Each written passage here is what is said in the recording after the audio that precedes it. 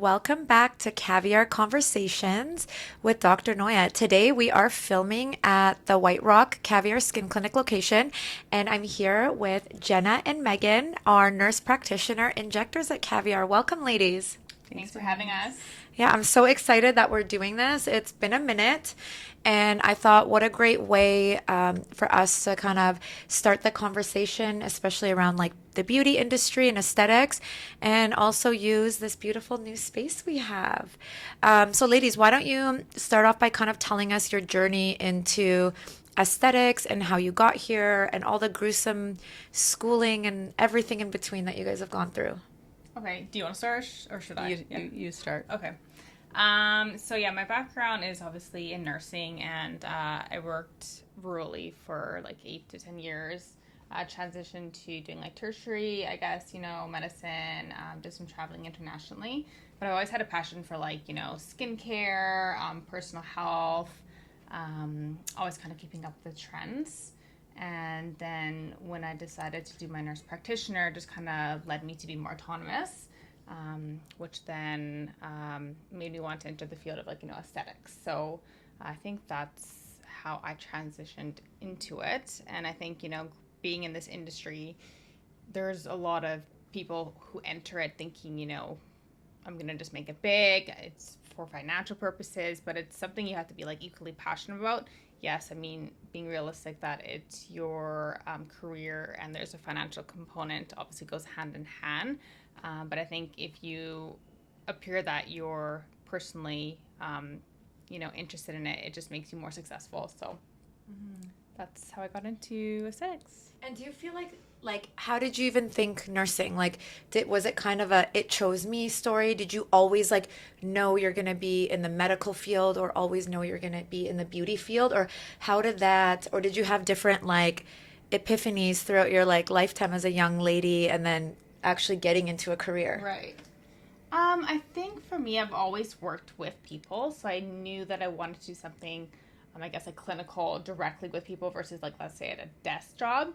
So I didn't know like nursing per se, so I looked into like paramedicine or forget something else. I honestly just applied to a few things, so it never was like, okay, I want to be a nurse. That wasn't my dream. My grandma was a nurse, but I'm just like, okay, so what will I get into? I wasn't really that like, I guess, like motivated in high school. But it ended up working out to getting my, registered nursing degree. And then, I ended up really like being the field of medicine. And then, after working as a registered nurse for 10 years, I'm like, what's the next step? Like, I've kind of done this. I feel like, I'm at my maximum growth. Like, to go into medicine, there's like this nurse practitioner avenue. So, like, what's my next kind of calling? So I decided to go into nurse practitionering because it's, I guess like a 2-year program. You're still autonomous. There's still a lot of flexibility. And you like the challenge. Oh yeah, I'm always, challenging myself. I always get bored. So it was just like, what's next for me? And then aesthetics is completely different from like, medicine. So I feel like the two hand in hand, like really go well together. Absolutely. I feel like in nursing, I mean, you definitely didn't go the like easy 9 to 5 route. When you get into nursing, you actually end up signing up for, overnights and 12-hour shifts and all the craziness. And, there's a certain level of like, you like the craziness a little bit, and being in it and the go, go, go is like very stimulating. And the busyness is kind of time goes by and you can get things. And there's a lot of like boredom and just like, and like kind of low energy and being tired sitting still. Like when I did office jobs, like I was just like, I'm so unstimulated. Like I literally finished all my work in an 8-hour shift in 2 hours, and now I've got nothing to do for the rest of the day. I'd just be like, okay, like I'm bored. I'll just like bring a book. Yeah. And so I think there's something with that personality type that I'm sure we all have without a doubt, is like liking to be on the go, busy, challenging, very stimulating things that get us kind of like laser focused in what the current challenge is, and then switching into like something else right after. I'm curious to know because I heard you say like, oh, okay, should I go into medicine, med school, nurse practitioner? I think that most people that kind of feel a little bit stagnant or kind of want like more information or more education as a registered nurse, kind of have that thought like, okay, should I go back to med school or should I and be a doctor, or should I do a nurse practitioner? Because in BC, if your scope of practice at the end of the day is the same and your goal is just to do that work, then it doesn't really matter what your title is. You're still just doing the work. So then the decision is, do you do the 2-year option as a master's degree and work as a nurse practitioner in 2 years? Or do you go back to med school and spend 7 years with $1 million of debt? And so the math of like, okay, I've been in this profession now for a decade. My age is now old plus 5 days. So like, you know what I mean? So it's like, if you math that out, when you would graduate as a doctor with $1 million of debt, you're in your 40s. Does it make sense? Do you think, like, did you go through that kind of thought process at all of like, considering med school? Yeah, not at that time. Like, honestly, like, kind of like going back to just applying to things. I applied to my nurse practitioner program, just like, what would happen? I got in, so I'm like, this is life. Let's just do it. So kind of go with the flow kind of, mentality. So I think, no matter where you are in life, you can't really structure it too much. So, like, maybe medicine is still something 10 years when you're 50. Like, it's still something that's completely doable. So I think it's very, like, person dependent on what they feel passionate about on a personal and, like, I guess, like, career level. Do you guys want to know what I did on, like, the day I graduated from naturopathic medical school? Guess who I called? Who? I literally called UBC Med because I was like, maybe I actually want to be a plastic surgeon. Nice. After the 4 years degree, 4 years of the school, I called them. I'm like, hey, I just finished the naturopathic program in BC, Boucher, you've heard of it. If I wanted to go into med school, like, what credits kind of pass over? Like, we do biomedicine, we do pharm, like, there's a lot of things.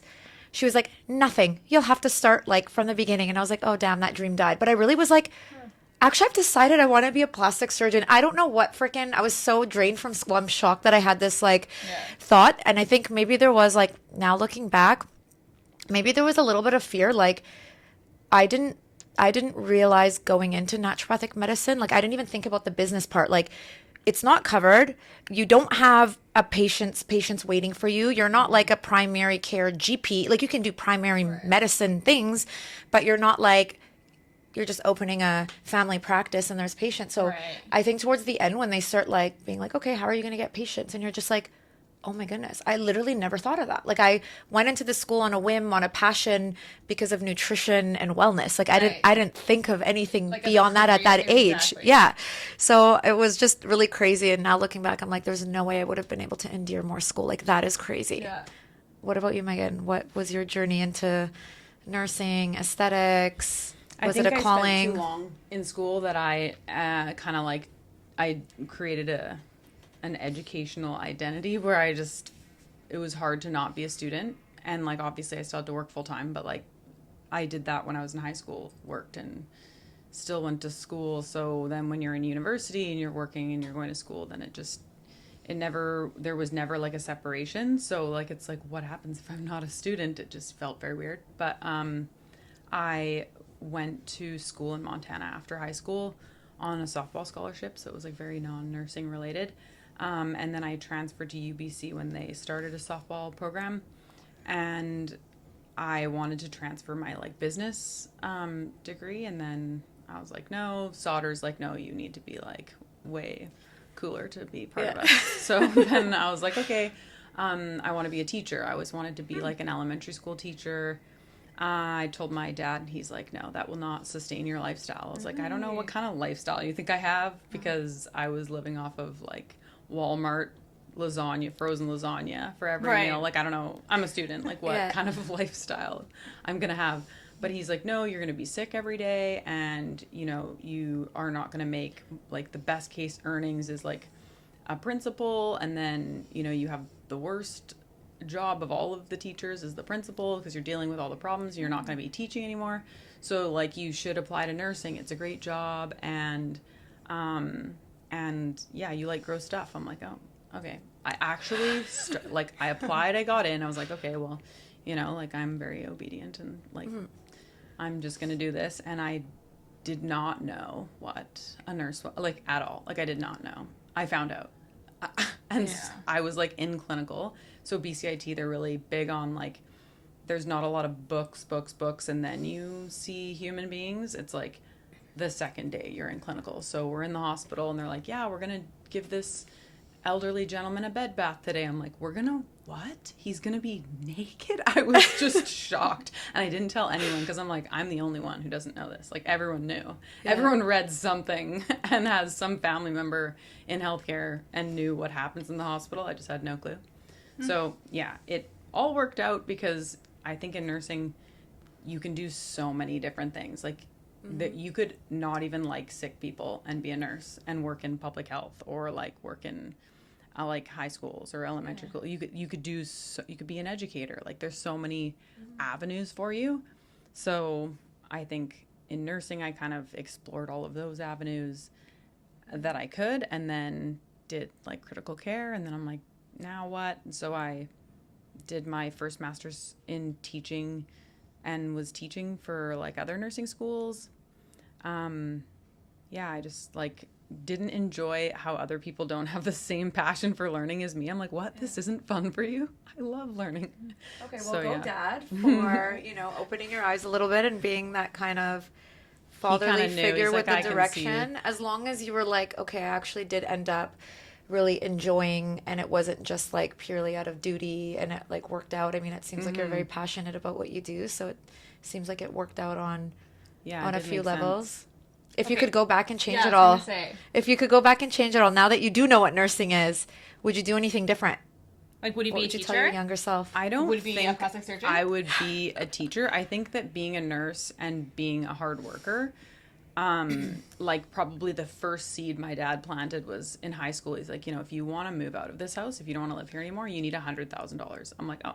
And that was just a normal number. Like, a candy bar is $1, a bag of like a 5-cent candy is 5 cents. Like if you want to move out, it's $100,000. And it was just like a number that was normal. So I was like, okay, well, I have to work 3 jobs all the time. So I always just worked like back to back, and it didn't feel like I was being slaved because that was normal if I wanted to move out.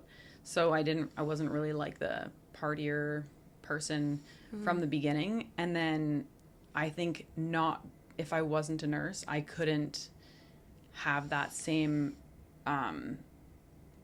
like effort to reward ratio. Like you can't just be like, I'm going to teach 24 hours a day and like save as much as possible. Like, no, who are you doing this for? Like, who are you tutoring or making money on? But like for nursing, we're constantly short. Like you could work overtime shifts and they're like approved. So that allowed me to sort of create the dough. Yeah. I'm like, how do I say this? Create the life that, hopefully one day retire. Well, it's worth all the effort. And it sounds like you had such a driving force. Like the goal and the vision of like, I'm going to move out and I'm starting my life was so strong. It sounds like you didn't really like feel the day-to-day kind of gruelingness. Like, because when I hear, oh my God, 3 jobs, school, nursing, I'm like, oh, you were doing a lot. Like, it's like you didn't rest, but it just sounds like your goal and your vision was so strong that you didn't really feel or sweat the kind of day-to-day. It's just like, well, this is what you need to do. Yeah. If you want to lose weight, you have to do something. You can't like expect things and not put in any effort. So I think he's like, well, there's Ozempic now. Yeah, and Wegovy. And I don't know. Like, I think things have changed. But you need money, so you need the 3 jobs in order to afford the Ozempic is expensive. Yeah. It's like $500 a month or something. Actually. Yeah. Insane.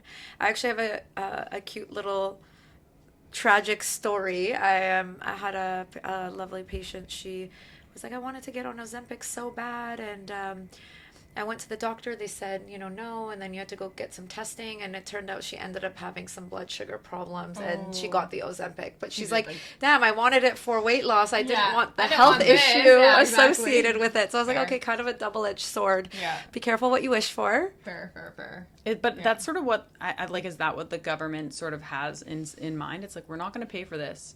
Like all these other things have like coverage, but for weight, we're just going to wait until you get sick enough that we're going to spend money on you. But in my mind, it's like, so we would rather wait until someone has heart disease and high cholesterol and diabetes and all of these other, and then we'll cover their hundreds of dollars of medication. Yeah. It's like, in my mind, if you have high blood pressure, it doesn't matter. Like the number does not matter. The having like a high number on the scale is equivalent to having a high blood pressure.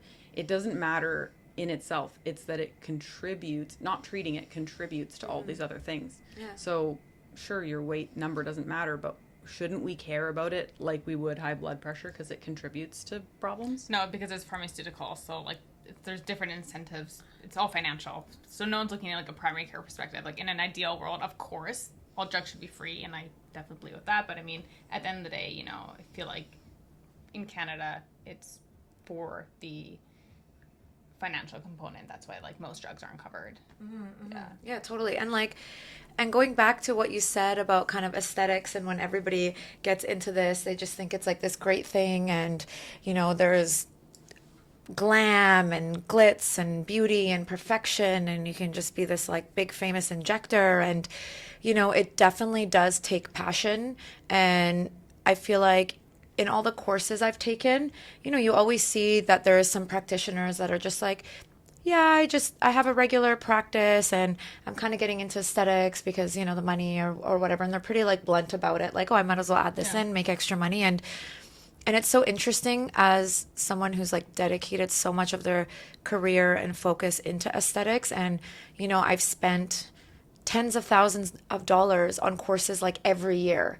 And I'm on my 7th year of injecting, and that's a huge cost. And if you're not passionate about it, you're probably not going to keep learning and not investing beyond your certificate. And then also there's like a large majority of the type of patients that are coming in, you know, they do have something they want to like change or enhance or adjust about themselves. So there is some form of a little bit of like potentially insecurity or like lack of confidence or something like not liking about themselves. I mean, we're all human, we all have it.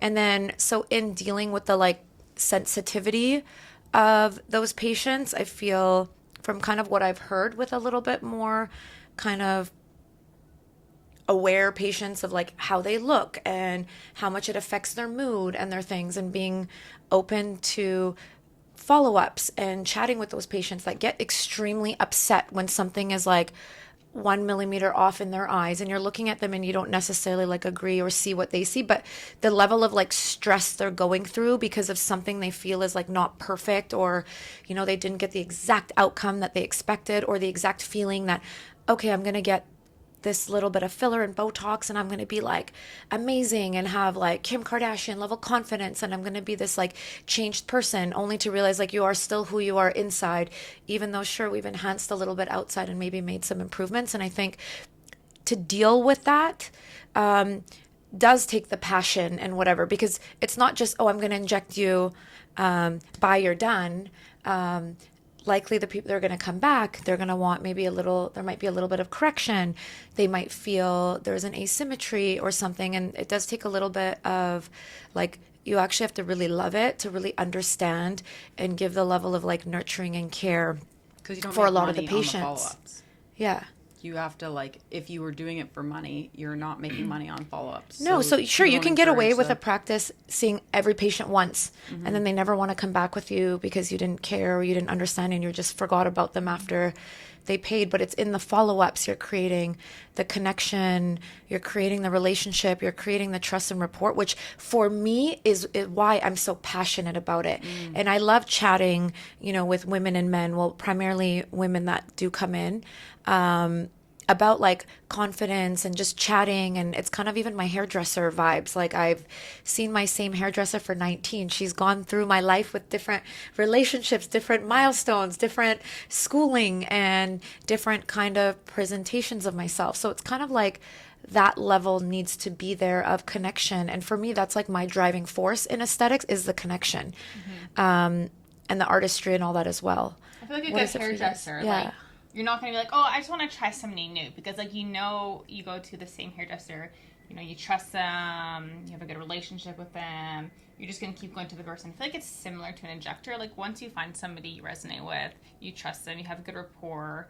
I feel like kind of similarly to finding a good hairdresser, that you keep going to that person. I don't know if you guys agree with that, or do you feel like people shop around more, or do you think it's, like, both? I don't know. I think it's hard to know because if you just go to one person, like, and this is speaking from like if I was a patient perspective, I think if you're going to one person, you don't know what you don't know.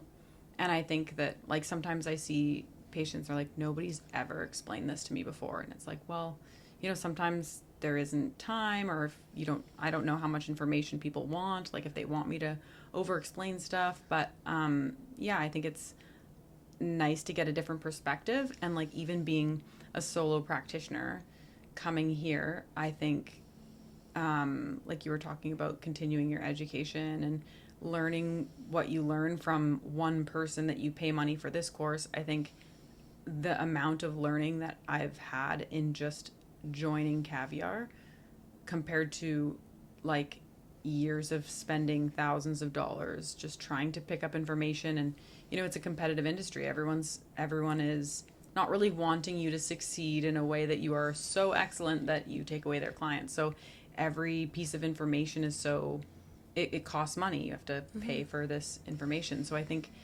being a part of a team that like really like encourages one another and supports one another, where you can ask questions and we elevate each other's practice, I think is like, it's like you're seeing 5 different people, but you have your one person that you like to go to.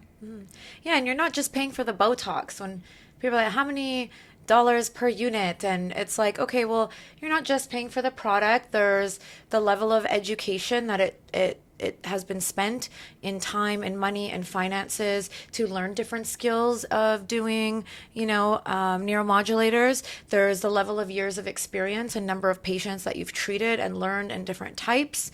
There could be other awards or level of education. Like there's so much that goes into the price of aesthetics, and because right now it is such a booming industry and there is so many clinics and practitioners and this and that, there's a portion of patients that are kind of the like shop around for the best price kind of thing. And I think there's a little bit of a lack of understanding. So I see both. I see patients that are like, you're my person, you hear me, you see me, you understand me, you also listen. I've had people say, they wanted, I don't know, a little bit in the chin.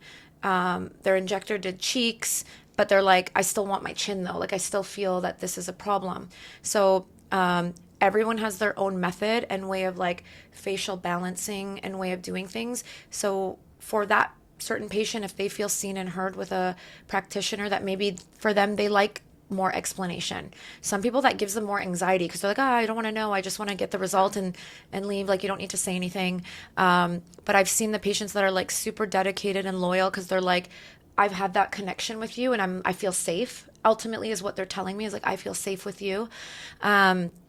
And then I feel like there's kind of the other type of patients. Maybe it's a little bit the younger ones who kind of are on Instagram and maybe they see a treatment. They're like, oh, that looks cool. I want to go jump and try that next thing. And like, oh, that one's great. And oh, that practitioner, a friend went to that one. And oh, I'm going to go to this one because another friend went there and was happy. And they're kind of just, they like the kind of try new things. So it kind of is like a personality trait, maybe a little bit. Maybe also the younger generation is a little bit more open because they've been exposed to Instagram and these type of treatments and hearing people get it. And it's more very open. Like they'll say like, yeah, I get 60 units of Botox and yeah, I get 5 syringes of filler in my face. Whereas maybe there's a different set of patients. It's not really something they share or talk about. So they're kind of like, whatever feels safe. And I'm just in my routine and going to go to the same person.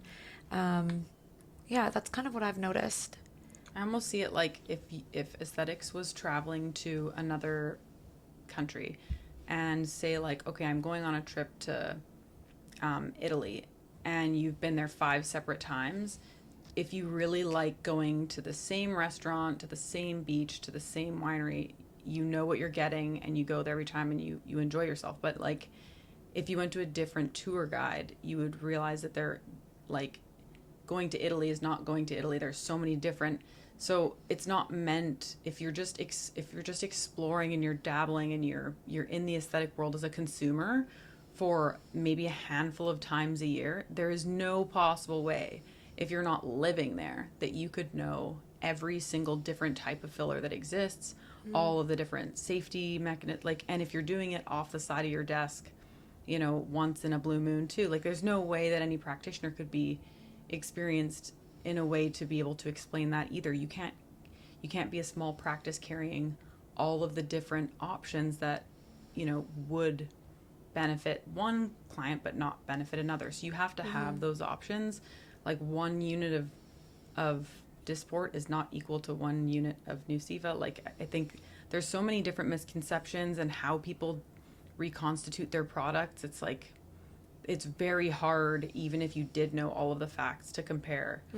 Like, if I got 20 units at this clinic versus 20 units here. So to kind of have an idea of, oh, well, I got this at this other place. You cannot necessarily replicate it the next place, because I wouldn't necessarily inject it in that same pattern or recommend it the second time, or maybe your movement is different than, like, it's hard to say, like, well, I got blonde highlights last time, so do that. Like, it's So, okay, pet peeve. Yeah, go ahead. Pet peeve. So when patients are like, oh, I went to a practitioner, I got my Botox done, I think they diluted it. And I'm like, okay, well, do you mind sharing, like, where you went or he went to? And I'm like, it's a very reputable practitioner. It's a very reputable clinic. Let me just teach you a little bit about neuromodulators. It comes as a powder. You can actually reconstitute it different ways depending on, like, what your goal is. There is kind of, the guidelines and variations of what's, like, Health Canada approved. But then there's also this whole other, like, off-label thing. There's Barbie Botox, baby Botox, whatever you want to call it. There's microtox. There's kind of different ways of injecting things. And then again, different brands, like Dysport being an X number of unit vial versus Botox versus Nuceiva versus Yeoman. So I would say that's kind of one of my pet peeve misunderstandings. I feel that patients can often come in with, of like, oh, it wasn't, like, as strong as this one other time, so that injector must have diluted it. And I do feel a strong pull to, like, educate them on the differences, and that none of that is wrong. Sure, I'm sure there's shoddy, unlicensed injectors with doing good God knows what, and diluting or using counterfeit product. There was an article in New York with, like, fake Botox going around, and people ended up in the hospital, and there was, like, one little color that was, like, kind of off, and they had sent us the letter just, Have hey, you never gotten, like, a WhatsApp message from, like, hey, I have this Botox for you from China? Like, just so many. Yes, messages. I have had random Instagrams try to sell me filler or neuromodulators. And one time it was a brand of filler that we already use at the clinic. And I know the rep and the owner of the company very well. I've been using this product for almost 7 years. So when they messaged me on Instagram, I didn't respond, but I screenshotted it. And I said, hey, is this, like, allowed? Like, they're saying they're using your brand, but, like, you're my rep, and there's no other rep for British Columbia. So I'm confused at why this person's messaging me. Is it fake? Is it, like, a resell, whatever? And then that's when I kind of learned about it. They're like, no, this person is not affiliated with us. It doesn't work for us. We don't know if it's real product or counterfeit. We don't know. Unfortunately, it's, like, really hard to stop. Or two, we don't know if they're getting it from a different country and it's the real product, but bringing it here, because Health Canada has some of the most strict guidelines. So products might be a little bit less expensive in Europe, but the European guideline might be a little different, or whichever country. So I just thought, wow, that's so interesting. And if I see that, I'm like, block, delete, remove. Like, I'm happy to go through my reputable rep. And at the end of the day, it's what I know to be safe, what I know to be best for the patient. But yeah, I can see why there's all these, like, underground, unlicensed people doing injectors that we hear about that have been going to jail. There's, like, a few in Vancouver or, like, in BC that we've heard about. And you just hear these stories, and I'm like, what possesses someone? And I so feel for these people. Is like, what possessed you to go get filler out of the back of somebody's car? Because it's $50 cheaper, it's $100 cheaper. And I'm like, there is absolutely no insurance to protect you. If you're paying cash, there's no form, no business license. You don't know nothing. You don't even know if this person's name is their real name. They're going to disappear right after. So if something were to happen, what's going to help you? There's no one to sue. There's no one to, like, get insurance from should you need help. And let's say, so it's actually, like, can be pretty scary out there. And yeah. I would say my industry pet peeve is that, I mean, however people feel about it, in BC, you have to have a medical director on site when you're injecting. it is a prescription that someone is writing that is specific to this client. So, you can have nurse injectors, but they need to have a physician, nurse practitioner, naturopathic doctor that's writing a prescription. And the number of clinics that do not have someone on site, like, what are the odds of something happening? Okay, low. But I don't make the rules. Like, this is just a black and white thing that happens. I know other provinces, they have, like, you can have an off-site medical director. Here, that is not the rules. And at least I feel safe at Caviar that will never, it is just not, it's not possible that anyone would ever. But then at the same time, the practitioner, whomever is like writing the, order to give, neuromodulator or filler, like, they're also the ones off site. So it's like dual responsibility. So it's like on both ends. It's like, this is wrong. This is wrong. But yeah, both you guys are doing it. So I haven't entailed that myself, but I mean, I'm sure it happens, like you said. Sometimes people just don't know the rules. Like, you know what I mean? They just kind of aren't aware. There's a lot of information out there. I think it's, most people are. Do you mean like patients or like clinics?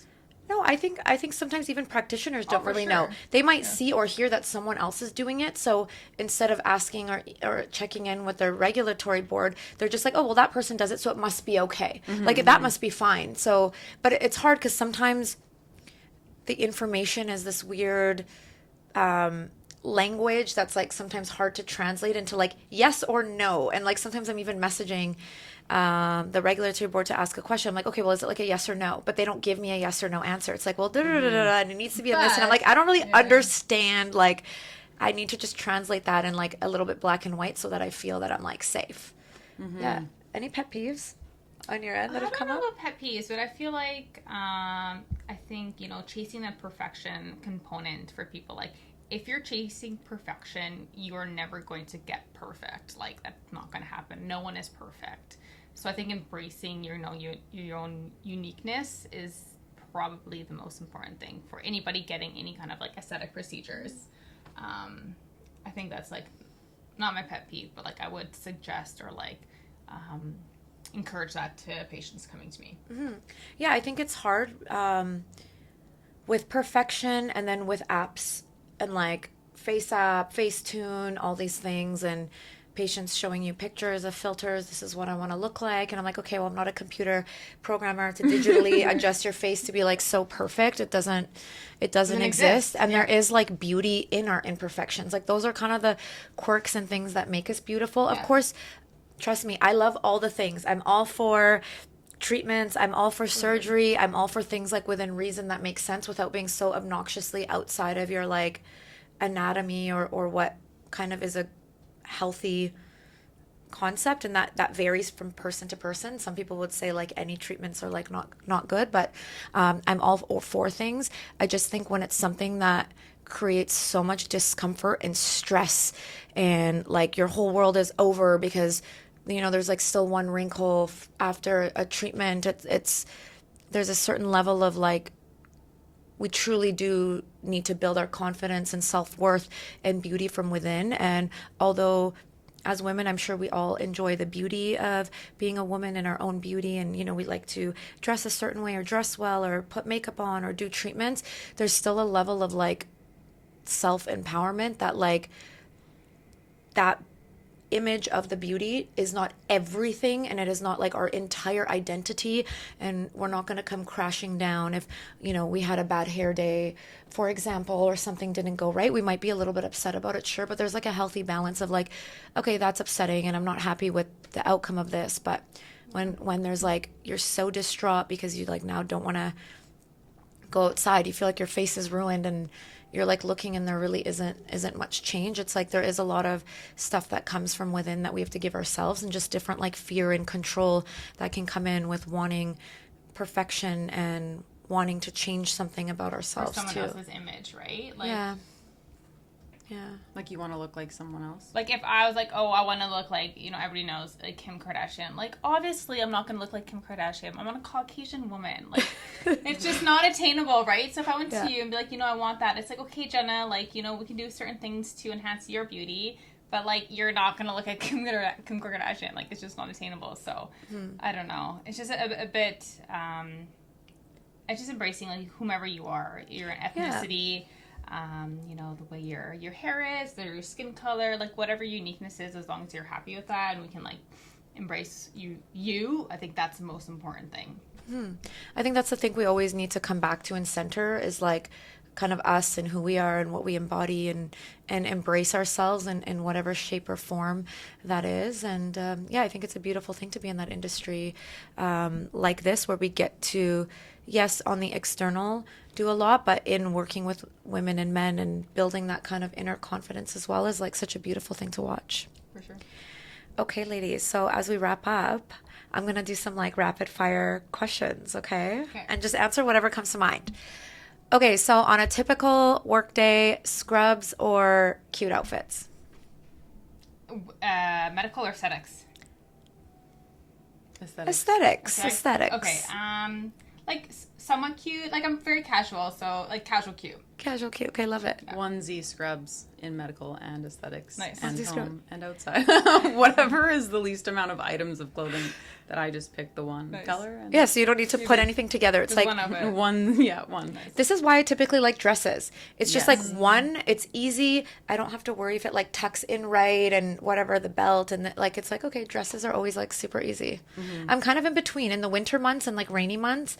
Scrubs are great. Like I feel like I'm wearing pajamas and then I feel like when it's sunny or there's like bright skies, I'm like, I'm gonna look cute today. I'm gonna look cute. Yeah. And it's always funny when patients are like, wow, you look so cute. I'm like, oh, because you saw me in scrubs all winter. Yeah. Okay, what's your favorite restaurant in Vancouver?